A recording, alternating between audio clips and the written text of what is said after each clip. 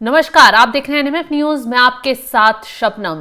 जिसका दिल्ली को बेसब्री से इंतजार था वो घड़ी आ गई है, यानी दिल्ली को अपना नया मुख्यमंत्री मिल गया है। बीजेपी की तरफ से रेखा गुप्ता अब दिल्ली की मुख्यमंत्री होंगी और आज उनका शपथ ग्रहण समारोह रामलीला मैदान में होगा, जिसमें तमाम मेहमान शामिल होंगे। तो रेखा गुप्ता के नाम ने सबको तो चौंकाया ही, बीजेपी नेता भी हैरान रह गए। लेकिन इस बीच एक बड़ी खबर यह भी आ रही है कि रेखा गुप्ता के साथ 6 धाकड़ मंत्रियों को शपथ दिलवाई जाएगी। अब ये मंत्री कौन होंगे? क्या वही चेहरे होंगे जो मुख्यमंत्री की रेस में आगे चल रहे थे, या फिर इस बार भी मोदी की तरफ से मंत्रियों के नाम पर कोई मास्टर स्ट्रोक चल दिया गया है? क्योंकि तमाम जब बीते दिनों बीजेपी 48 सीटें जीतने के बाद, बंपर जीत हासिल करने के बाद जब मंथन कर रही थी, तो कई ऐसे नाम चर्चा में चल रहे थे जिनको मुख्यमंत्री की रेस में आगे बताया जा रहा था, जिसमें कपिल मिश्रा का नाम भी था, जिसमें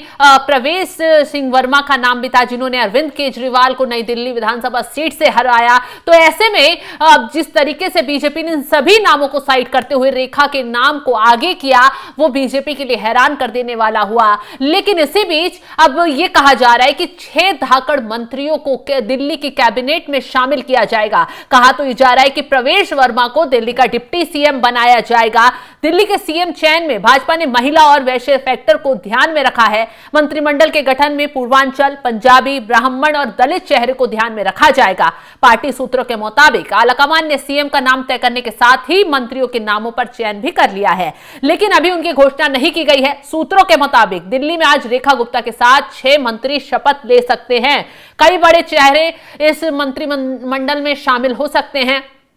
भाजपा के मंत्रिमंडल में जिन्हें शामिल किया जा सकता है उनमें प्रवेश वर्मा, आशीष सूद, मनजिंदर सिंह सिरसा, कपिल मिश्रा, रविंद्र इंद्रराज और पंकज सिंह के नाम लगभग तय माने जा रहे हैं। इसमें से कई नेताओं को सूचना भी दे दी गई है। विजेंद्र गुप्ता और मोहन सिंह बिष्ट का नाम विधानसभा अध्यक्ष में आगे चल रहा है। पार्टी सूत्रों के मुताबिक केंद्रीय नेतृत्व ने सभी समीकरणों को ध्यान में रखकर मंत्रिमंडल के नाम तय कर लिए हैं, लेकिन अभी मंत्री बनने वालों को इसकी सूचना नहीं दी गई है। उनका खुलासा शपथ ग्रहण से पहले किया जाएगा। मंत्रिमंडल गठन में सामाजिक समीकरणों के साथ साथ दावेदारों की छवि और संगठन के प्रति समर्पण को भी ध्यान में रखा गया है। बाहर से आए ज्यादा लोगों को इसमें तरजीह नहीं मिलेगी। भाजपा ने 48 विधानसभा सीटें जीतकर दिल्ली में सरकार बनाने जा रही है। ऐसे में पार्टी संगठन से जुड़े ऐसे नेताओं को आगे बढ़ाने के पक्ष में है बीजेपी, जिसमें दिल्ली के साथ साथ दूसरे राज्य को भी पार्टी को लाभ मिल सके। आपको बता दें कि अभी बिहार में भी चुनाव हैं, तो उसे देखते हुए कई बड़े फैसले बीजेपी ले सकती है, कई ऐसे चेहरों को आगे बढ़ा सकती है जिनसे बिहार को भी साधा जा सके। अब एक बात सामने ये आ रही है कि रेखा गुप्ता कैसे बीजेपी के मापदंडों पर खरी उतरी और कैसे मुख्यमंत्री के लिए उनका नाम आगे बढ़ा। तो ये कहा जा रहा है कि बीजेपी सूत्रों की तरफ से कहा जा रहा है, पार्टी के वरिष्ठ नेताओं ने दिल्ली के संभावित सीएम और मंत्रियों को 90 दिनों का रोडमैप प्लान तैयार करने के लिए कहा था।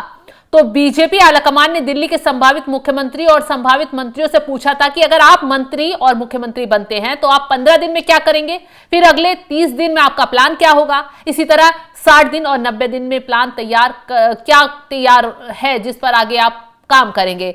इसमें खास बात यह है कि सिर्फ 48 विधायकों को ही ये रोडमैप बनाने के लिए कहा गया था और जिस पर बताया गया कि रेखा गुप्ता जो है खरी उतरती हुई नजर आई, क्योंकि रेखा गुप्ता का नाम अचानक से वही जैसे राजस्थान, मध्य प्रदेश और छत्तीसगढ़ में हुआ पर्ची वाला सीएम निकला, इसी तरह कुछ रेखा गुप्ता का नाम भी अचानक से निकलकर सामने आया है।